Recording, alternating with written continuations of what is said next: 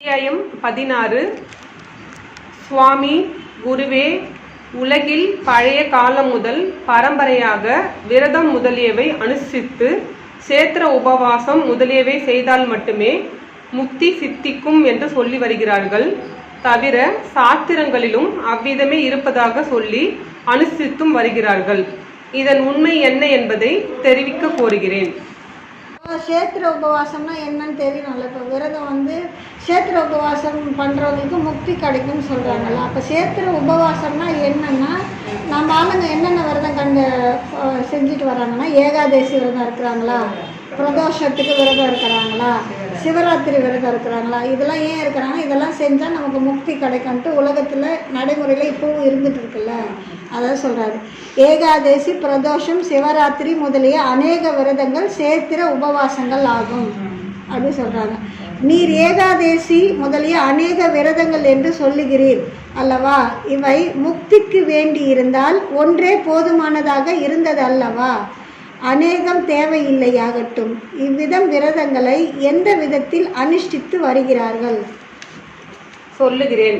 ஏகாதசி விரதம் அனுஷ்டித்து வருவது எவ்விதம் என்றால், அன்று காலையில் சூரிய உதயத்திற்கெல்லாம் எழுந்திருந்து குளித்து சந்தனம் பூசி விஷ்ணு நாமங்களை செபித்து விஷ்ணு சேத்திர தரிசனங்கள் செய்து அரிசி உளுந்து முதலியவை நீக்கி இளநீர் பழம் முதலியவை புசித்து திருப்தி அடைந்து ஏகாதசி மகாத்மியம் முதலிய கிரந்தங்களை பாராயணம் செய்து பகல் பொழுதை போக்கி இரவில் தூங்குகிறார்கள். சிலர் தூங்காமலும் இருக்கிறார்கள்.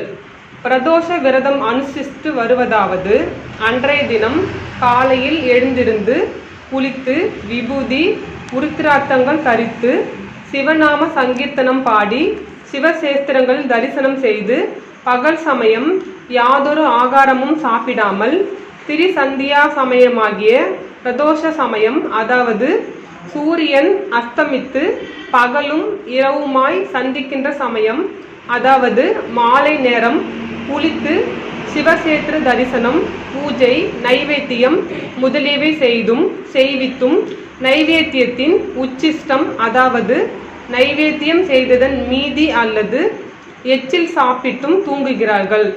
சிவராத்திரி விரதம் என்பது வருஷத்தில் ஒன்றே இருக்கிறது.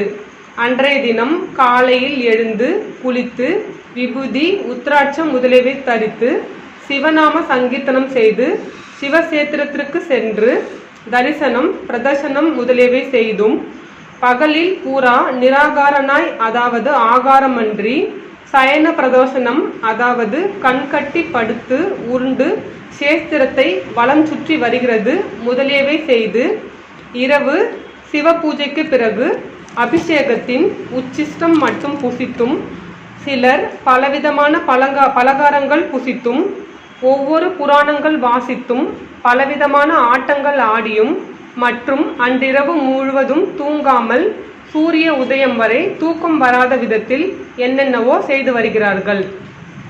இவ்வித விரத தினங்களில் இப்படி சொல்லிய விதமுள்ள தொழில்கள் அல்லாமல் வேறு ஏதேனும் தொழில்கள் செய்வது உண்டோ? அவரவர் பிரதிதினம் செய்கிற எல்லா தொழில்களும் செய்வதுண்டு. இப்ப இவங்க படிச்சதுல இப்ப ஸ்டீடன் கேட்டதுல என்ன இருக்கு அப்படின்னா, அப்பா கேட்கிறாரு, விரதங்கள் என்னென்ன இருக்கு, சேத்திர உபவாசம்னா என்ன அப்படின்னு கேட்குறாரு. சரியா? அப்போ இவர் என்ன சொல்றாங்க அப்படின்னா, சேஸ்திரம் உபவாசம்னா விஷ்ணு ஞானம், விஷ்ணு புராணம் பாடுறாங்க இல்லையா, விஷ்ணு புராணம் பாடி சேஸ்திரத்துக்குள்ளேயே கோவிலுக்குள்ளேயே இருக்கிறது, கோவிலுக்குள்ளேயே உபவாசிக்கிறது, அங்கேயே இருக்கிறது. அப்புறம் ஏகாதசின்னு ஒரு விரதமும் இருக்காங்க தானே. பிரதோஷம் அப்படின்ற ஒரு விரதமும் இருக்காங்க. அதுக்கப்புறம் சிவராத்திரின்னு ஒன்று இருக்காங்க. சரி, ஏகாதசியும் பிரதோஷமும் எப்போ வருது? மாசத்துல 2 முறை வருது. சிவராத்திரி வருஷத்துக்கு 1 முறை வருது. இப்போ அவர் என்ன சொல்றாருன்னா, ஏகாதசி பிரதோஷம் இந்த நேரங்கள்ல என்னென்னவாக விரதங்கள் இருக்கிறாங்க, என்ன மாதிரி விரதம் இருக்காங்க? உலகத்துல காலையில உலகத்துல காலையில இருந்து குளிச்சுட்டு மட்டெல்லாம் போட்டுக்கின்னு ருத்ராட்செல்லாம் போட்டுக்கின்னு கோயிலுக்கு போய் பூஜை பண்ணி சாமி கும்பிட்டு ஏகாதசி அப்ப என்ன பண்றாங்க? நாமம் போட்டு குளிச்சுட்டு நாமெல்லாம் போட்டுட்டு விரதம் இருக்காங்க. விரதம் என்ன இருக்காங்க? விரதம் சாப்பிடாம சில பர்டிகுலர் ஐட்டம் மட்டும் இருக்காங்க. எப்ப சாப்பிடுறாங்க? பூஜை முடிஞ்சதுக்கு அப்புறம். பூஜை முடிஞ்சு சாயந்தரம் சாப்பிடுறாங்க. சரியா? சரி, அப்படி ஒரு வேலை செஞ்சுக்கிட்டு கூட வேற ஏதாவது வேலை செய்யறாங்களா? அன்றாடம் அவங்க செய்யற வேலையை செஞ்சுக்கிறாங்க. ஒரு ஆச்சாரியனா நகை செய்யறாரு, ஒரு துணி வைக்கிறாருன்னா துணி வச்சுக்கிறாரு, எல்லாம் பண்ணிக்கிறாரு. விரதம் எடுத்துக்கிட்டு இப்படி இருந்துக்கிட்டோம் அப்படி இருந்துக்கிட்டோம் இருக்கிறாரு. அன்னைக்கு அவங்க வேலையை செஞ்சுக்கிறாங்க. அப்போ பிரதோஷம் என்பதும் இப்படித்தான். சரியா? சிவராத்திரி மட்டும் வருஷத்துல ஒன்று வருது. அப்போ என்ன பண்ணுறாங்க? ஒரு நாள் ஃபுல்லாக சாப்பிடாம போய் கோவிலில் உட்காந்துக்கிட்டு பாராயணம் கேட்டுக்கிட்டு எல்லாம் பண்ணிக்கிட்டு அந்த நாள் முழுசாக முடிச்சுட்டு அதுக்கப்புறம் விரதம் வந்து விஷ்ணுக்கு இருக்கிறாங்க, பிரதோஷம் வந்து சிவனுக்கு இருக்கிறாங்க. சிவராத்திரி வந்து பகல் ஃபுல்லாகவே மறுநாள் சூரிய உதயம் வரைக்கும் அவங்க உணவு உண்ணாமல் விரதம் வந்து அடுத்த நாள் காலையில் குளிச்சு முடிச்சு பூஜை பண்ணி அதுக்கப்புறம் சாப்பிடுவாங்க. இதுக்கு பேர் சிவராத்திரி அப்படின்னு. அப்போ சிவராத்திரி கொண்டாடிட்டீங்க, ஒரு நாள் ஃபுல்லாக தூங்காம. ஏகாதசியும் கொண்டாடிட்டீங்க, ஒரு நாள் ஃபுல்லாக சாப்பிடாம. பிரதோஷமும் 4 மணிலேருந்து 6 மணி வரைக்குமோ ஏதோ ஒன்று இருக்கிறீங்க இல்லையா? பிரதோஷம் போது 4 மணி நேரம் கடைப்பிடிக்கிறீங்க. பிரதோஷம்னா அணிலேருந்து சாப்பிடாம இருக்கிறது இல்லை, சாயந்தரம் மட்டும்தான். ஒரு 4 மணிக்கு கோயிலுக்கு போறீங்க, ஒரு 4 to 8 வரைக்கும் இருக்கிறீங்க. ஏகாதசிக்கு ஒரு நாள் ஃபுல்லாக விரதம் இருக்கீங்க. சிவராத்திரிக்கு ஒரு நாள் முழுதும் மறுநாள் வரைக்கும் இருக்கீங்க, நைட்டெல்லாம் இருக்கீங்க. இப்படிலாம் இருக்கிறீங்க. இதெல்லாம் எதுக்கு இருக்கீங்க? முக்தி கிடைக்கணும். முக்திக்கு. அதுக்கு முன்னாடி ஒரு கேள்வி கேட்குறாரு. முக்தி என்பது ஒன்று தான், இதில் ஏதாவது ஒன்று செஞ்சால் உனக்கு முக்தி கிடைக்கணும்ல, இதையா 3 செய்கிறேன்னு கேட்குறாரு. முக்திக்குனா ஒன்று செஞ்சுட்டு போ, சிவராத்திரியை கொண்டாடு முக்திக்கு. அதை விட்டுட்டு ஏன் ஏகாதசிக்கு போகிறா? சரி, அதை செஞ்சு முக்தி அடை, பிரதோஷத்துக்கு போ. இப்போ இது 3 செஞ்சுட்டு இருக்கிற. சரி, இது 3 செஞ்சுட்டு உன் வேலையும் செய்கிற, முக்தி வந்துச்சா? இல்லை. இப்போ சிவராத்திரி நீங்கள் கொண்டாடி இருக்கீங்களா? எத்தனை சிவராத்திரி? பிறந்ததுலேருந்து கொண்டாடி இருப்பீங்கன்னு வச்சுக்கோ. ஒரு 80 வயசு, ஒரு 40 சிவராத்திரி கொண்டாடிருக்கீங்க. இப்போ 40 முக்தி உங்களுக்கு வந்திருக்கணும்ல. எத்தனை முக்தி வந்தது? அப்போ நீங்கள் கொண்டாடிட்டே இருக்கிறீங்க, முக்திக்கு போக மாட்டேன்றீங்கன்னா அப்போ என்ன பண்ணிட்டு இருக்கீங்க? ஒழுங்காக கொண்டாடலையா? அப்ப இதெல்லாம் முக்திக்கு வழினா இந்நேரம் உங்களுக்கு வந்திருக்கணும். இதுதான் முக்திக்கு வழினா நீங்க செஞ்சுதானே இருக்கீங்க.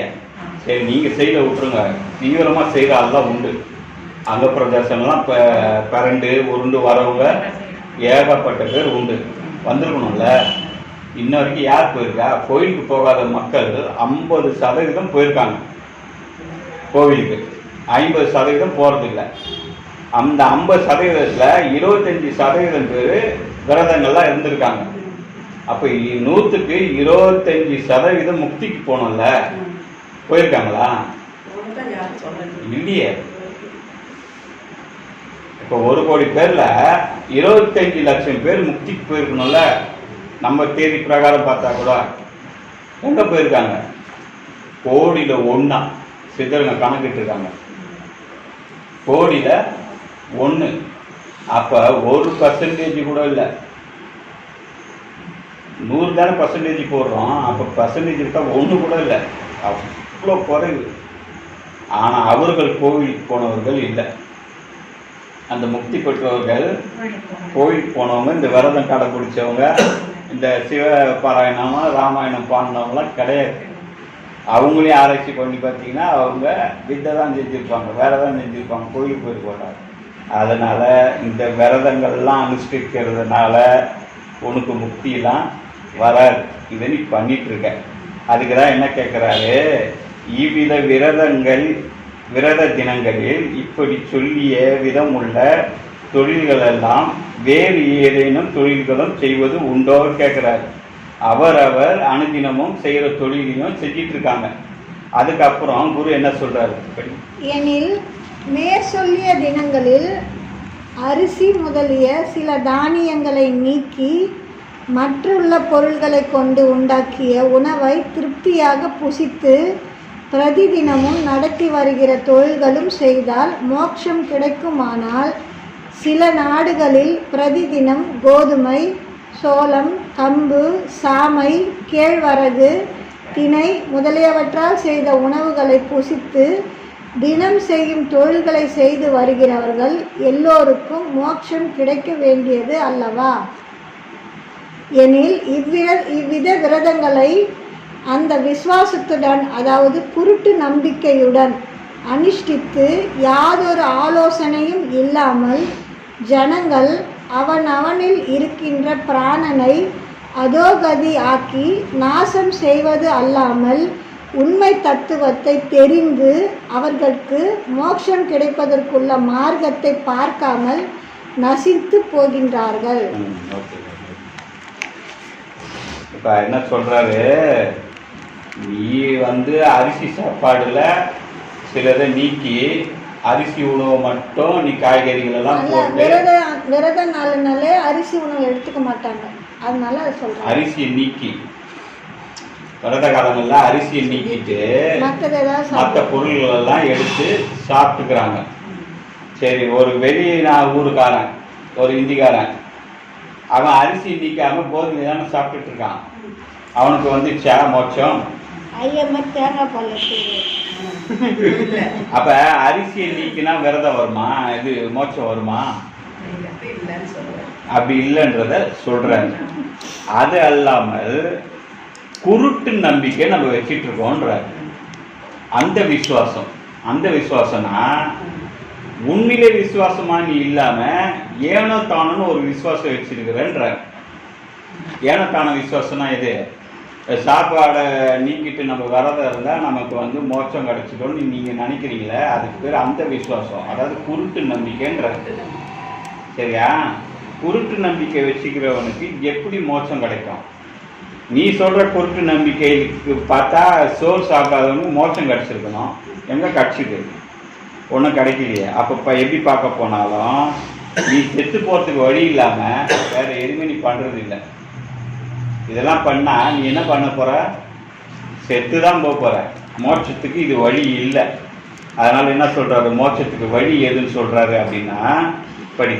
எனில் ஏகாதேசி விரதம் என்பது என்னவென்றால், தன்னிலிருந்து தசை இயந்திரங்கள் வழியாக உள்ளில் பரவுகின்ற சக்தியை தன்னிலேயே ஒன்றாக்கி நிறுத்துவது ஆகும். ஏகாதேசி விரதம் என்ன சொல்றாரு? தன்னுள் சக்தியை வெளியேறாமல் தன்னுள் நிறுத்தும் பயிற்சி ஏகாதசி. தன்னில் இருந்து தசை எந்திரங்கள் வழியாய். தசை எந்திரம்னா என்ன? 10. அப்போ இந்த இடத்துல கரெக்டாக மீன் பண்ணுறாரு பாருங்க. மீனிங்கை விட்டுட்டிங்கன்னா ஒரு காலமும் ஜெயிக்க முடியாது. அதாவது பொருள் சொல்லிடுறீங்க, ஆனால் மீனிங்ஃபுல்லாக சொல்ல மாட்டேன்றீங்க. என்ன மீனிங்ஃபுல்லாக? எது வழியா போகுது அப்படின்றத சொல்ல முடியும். ஏகாதேசினா என்ன? ஏகாதசிக்கு ஒரு அழகா சொன்னீங்கன்னா என்ன? ஏகாதேசி விரதம் நம்ம சொல்றதை கரெக்டாக கேட்டுக்கணும். ஏகாதேசினா என்னன்னு உங்களுக்கே தெரியலன்னா அவன் செய்யறது நல்லது தானே. அவன் செய்யறது தப்புன்னு சொல்றீங்கல்ல. அவன் செய்யறது கரெக்டு தான் நம்ம புரிஞ்சுக்கணும். நமக்கு எதுவும் தெரியலனா அவன் ஏகாதேசின்னு ஒன்று செய்கிறான், நீ ஏகாதேசின்னு ஒன்று உனக்கு சொல்கிறாரு. இப்போ என்ன சொன்னார்? ஏகாதேசி என்பது என்னவென்றால் தண்ணியில் இருந்து தசையேந்திரங்கள் வழியாய். அப்போ ஏகாதேசினா என்ன, தசையேந்திரம்னா என்ன? ஜீவன். தசையேந்திரம் வழியா 10 வாயுக்கள் வழியா 10 இயந்திரம் வழியா பிரியுதுல, அதை தசேந்திரம் வழியாய் தண்ணிலேயே ஒன்றாக்கி நிறுத்துவதாகும். தசேந்திர வழியா வெளியே போய் பரவுறத அப்படி போக விடாமல் தண்ணியிலேயே ஒன்றாக்கி, ஒன்றுனா என்ன? ஏகம். தசம்னா என்ன? 10. அப்ப ஏகாதசி என்னாச்சு? பத்தை ஒன்னாக்குறது தானே ஏகாதசி. அப்ப ஏகாதசிக்கு பொருள் வந்துச்சா? இப்ப இந்த பொருள் தெரியாம நீங்க அது தப்புன்னு அவங்ககிட்ட எப்படி போய் சொல்லுவீங்க? ஏகாதசி கும்பிடாதப்பா அப்படின்னு அவங்ககிட்ட நீங்க சொல்றீங்க. சரி, ஏகாதசி கும்பிட வேணாம்னு சொல்றல, ஏன் கும்பிடக்கூடாது? அப்ப ஏகாதசினா என்னன்னு உங்களை கேட்கறா, என்ன சொல்லுவீங்க? அப்ப இதை நீங்க கரெக்டா பண்ணி ஒன்னா நம்ம நிறுத்தணும். அது ஜீவன் 10 வழியா விரயம் ஆகுது. மீனிங் ஃபுல்லா, அதாவது ஏகாதசிக்கு மீனிங் சொல்லு. 10 ஒன்னாக்கி மேல இருக்கணும். ஏகாதசி அப்படின்னா தசினா 10, ஏகம்னா 1. அப்ப 10 ஒன்னாக்கணும். எந்த 10 ஒன்னாக்கணும்? தசேந்திரங்கள் வழியாய் வெளியே போயிருக்கிற ஜீவனை அப்படி போக விடாம தண்ணியிலேயே ஒன்றாக்கி நிறுத்துவதாக ஏகாதசி. இதை ஃபிக்ஸ் பண்ணுங்க. இதை ஃபிக்ஸ் பண்ணாதான் ஏகாதசி என்னன்னு தெரியும். அப்ப அந்த மாதிரி ஏகாதசி விரதத்தை பண்ணணும். அது எப்படி அப்படின்றது தான் வராது. அப்ப படி. அது என்னவென்றால், கண்களால் பார்த்து அறிவதும், செவிகளால் கேட்டு அறிவதும், மூக்கினால் முகர்ந்து அறிவதும், நாவினால் ருசித்து அறிவதும், தொக்கு அதாவது தோலினால் தொட்டு அறிவதும், வாக்கு, பாணி, பாதம், பாயு, உபஸ்தம் இவற்றினுடைய தொழில்களை அறிவதும் ஆகிய மனோசக்தியை தன்னிலேயே ஒன்றாக்கி நிறுத்துகின்றதாகும் ஏகாதசி விரதம். இப்போ தசேந்திரியத்தை ஒன்னாக்கணுன்றாரு. சரி, தசேந்திரியம்னா என்ன? இப்போ சொன்ன கண்ணு, காது, செவி, மூக்கு, நாக்கு, வாய், அதை விட்டீங்கல்ல, நாக்கு சொல்லியிருக்காரு, தோல், வாக்கு, பாணி, பாதம், பாய், உபஸ்தம் 10. இதுதான் தச எந்திரங்கள். முதல்ல 5 சொல்லுங்க. கண்களால் பார்த்தறிவது. கண்கள் என்ன பண்றோம்? பார்த்து அறிஞ்சிக்கிறோம். சரியா? வாய்னா கண்களால் பார்த்து அறிவதும், செவிகளால் கேட்டு அறிகிறோம். சரியா? மூக்கினா நுகர்ந்து அறிகிறோம். நாவினால் ருசித்து அறிகின்றோம். தொக்கு அதாவது தோலினா தொட்டு உணர்றோம். இப்ப புரிஞ்சதா? 5 தசை ஏந்திரியங்கள்லாம் என்ன அப்படின்னா, கண்ணு, காது, மூக்கு, நாக்கு, தோல். தோல்னா எது? இது உணர்றோம். அதாவது படுறத உணர்றது. இப்படி அறிகிறோம். இந்த அறிவு, இந்த 5 மூலியமா அறிகிற அறிவு. அப்போ இதுக்கு பேரு பஞ்சேந்திரியம். சரியா? தசேந்திரியத்துல 5 நான் பிரிச்சு உங்களுக்கு சொல்றேன். தசேந்திரியத்துல இந்த முதலுக்கு பஞ்சேந்திரியம். இந்த பஞ்சேந்திரியம்னா வெளியே சொல்லுவாங்க, ஆனா அப்பா அதுக்கு வரல, ஸ்ட்ரிக்டா உள்ள வந்துட்டார். இது பஞ்சேந்திரியம். அடுத்தது என்ன சொல்றாரு? வாக்கு, பாணி, பாதம், பாய்வு, உபஸ்தம் இவற்றினுடைய தொழில்களை அறிவதுமாகிய மனசக்தியை தன்னிலேயே ஒன்றாக்கி நிறுத்துகின்றதாகும் ஏகாதசி விரதம். சரியா? இப்ப இந்த 5 முதல் 5 உங்களுக்கு தெரிஞ்சிச்சு. அடுத்த 5 தெரியாது. ஏன்னா அதை அவர் விடமாட்டாரு, அதையும் தான் சரி பண்ணுவார். அப்ப இந்த முதல் 5 உங்களுக்கு தெரிஞ்சு போச்சு. இப்ப அடுத்த 5 உங்களுக்கு தெரியல. இதுக்கப்புறம் கரெக்டா கேட்டீங்கன்னா தெரிஞ்சுக்கும். அப்போ கரெக்டா கேட்டீங்கன்னா அந்த 5 என்னன்னு தெரியும். அந்த 5ல தான் இருக்கு விஷயம். அந்த 5 தெரியாம நீங்க கண்களை நிறுத்தவோ உள்ள போய் நீங்க விஷயத்தை பிடிக்கவோ முடியாது. அதனால வாக்குனா என்ன, பாணினா என்ன, பாதம்னா என்ன, பாய்வுனா என்ன, உபஸ்தம்னா என்னன்னு கரெக்டா புரிஞ்சுக்கோங்க. அப்பதான் வேலை பண்ண முடியும். இப்ப இதை ஒன்றாக்கி நிறுத்துவதாகும் ஏகாதசி விரதம். படிக்கலாம்.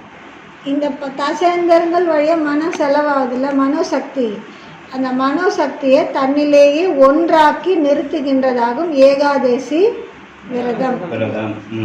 எனில் இவ்வகை தொழில்களை அறிகின்ற அறிவு எதுவென்றால் தன்னில் இருக்கின்ற ஜீவசக்தி முன் சொன்ன வாக்கு முதலான 5 இயந்திரங்கள் மூலம் மேல் சொன்ன கண் முதல் 5 துவாரங்களின் வழியாக வெளியின் உள்ளில் வந்து அறிகின்ற அறிவு எதுவோ அதுவே ஆகும்.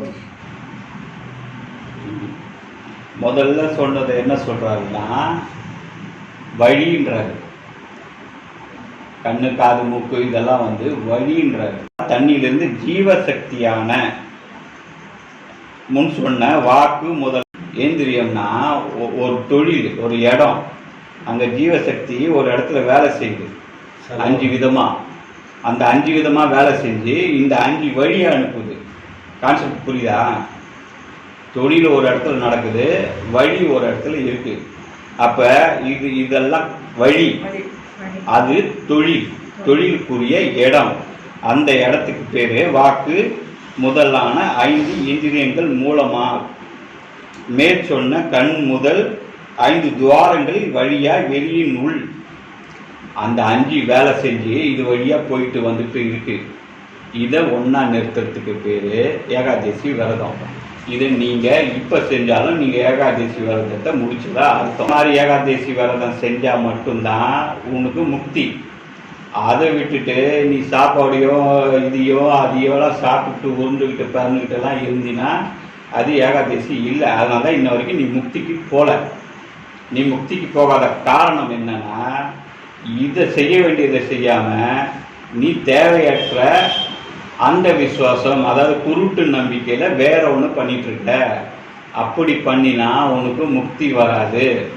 முக்தி வரணும்னா இப்படி பண்ணணும். இந்த 5 ஏந்திரியங்கள் வழியா வரக்கூடிய வேலைகளை இந்த கண்ணு காது மூக்கு வழியா விட்டுட்டே இருந்தீங்கன்னா ஒரு காலம் முக்திக்கு நீ போக மாட்ட. இதை நிறுத்துவதாகும். இந்த சக்தியை நிறுத்தணும்ன்றார். இந்த 5 வழியா 5 இயந்திரங்கள் வழியா செய்யக்கூடிய வேலையை நிறுத்தணும். கண்ணு காது மூக்கு வழியா போயிட்டு வரக்கூடிய வேலைகளை நிறுத்தணும். இதை நிறுத்தினாதான் ஏகாதசி விரதம்னு சொல்றாரு. இதை நீங்க இப்ப செஞ்சாலும் இன்றைய நாள் உங்களுக்கு ஏகாதசி தான். இதுக்கு தனியா ஒரு நாள் இல்லை. அப்ப ஏகாதசி உலகையில் என்ன பண்றான், ஒரு நாளை எடுத்து கொண்டாடிக்கிறான். அதனால அவனுக்கு முக்தினா போக முடியாது. உண்மையிலே ஏகாதசி கொண்டாடுறவன் இப்படித்தான் கொண்டாடணும். இதுதான் சொல்லிட்டார். சரி, 5 துவாரங்கள் வழியாய் வெளியினுள்ளில் வந்து அறிகின்ற அறிவு எதுவோ அதுவே ஆகும். எப்படி என்றால் அதை சொல்றார். எப்படி என்றால் நாம் கண் முதலியவற்றை கொண்டு அறிகின்ற அறிவும் கை கால் முதலியவற்றை கொண்டு செய்கின்ற தொழில்களும் உண்டாவதற்கான காரணம் இப்பொழுது நாம் தூக்கம் என்று சொல்லுகிற நிலைமையில் இராமல் தொழில் ஆகிய சொப்பனத்தில் இருக்கின்றது ஆகும். இந்த சாப்டர் கிளியர் பண்ணிட்டு போறீங்களா? புரிஞ்சிச்சா? கண்ணால் ஏன் பார்க்குறோம், வாயால் ஏன் பேசுகிறோம், காதால் ஏன் கேட்குறோம்? இதுக்கு இந்த 5 ஏந்திரியங்களும் வேலை செய்யுதுல்ல, இது எதுக்குன்னு கேட்குறாரு. இப்போ நீங்கள் கேட்டீங்க ஒரு நாள் இது எதுக்கு அப்படின்னு. அப்போ என்ன சொல்கிறாருன்னா இதுக்கு காரணம் இப்பொழுது நாம் தூக்கம் என்று சொல்கின்ற நிலைமையில் இல்லாமல், நம்ம இப்போ தூங்காமல் இருக்கிற நிலைமை, தூக்கம் சொல்கிறோம்ல, அந்த நிலைமையில் இல்லாமல் இப்போ நாம் சொப்பனம் என்ற ஒரு நிலைமையில் இருக்கிறோன்ற